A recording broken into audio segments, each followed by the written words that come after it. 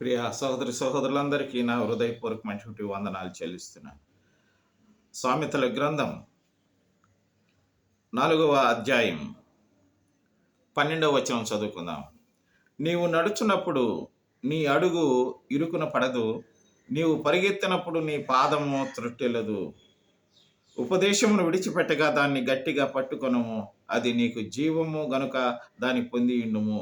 భక్తిహీనుల త్రోవను చేరకము, దుష్టుల మార్గమున నడవకము అని వ్రాయబడి ఉంది. In English, when you walk your step will not be hampered, and if you run you will not stumble. Keep hold of instructions, do not let go. Guard her, for she is your life అని వ్రాయబడింది. నా ప్రియమైనటువంటి సహోదరులారా, మనము లోకములో ఎలా బ్రతకాలని దేవుని యొక్క వాక్యములో చెప్పబడినటువంటి విధంగా మనము దేవునికి విధేయులమవుదుం గాక. దేవుడు ఈ వాక్యం దీవించును గాక. ఆమేన్.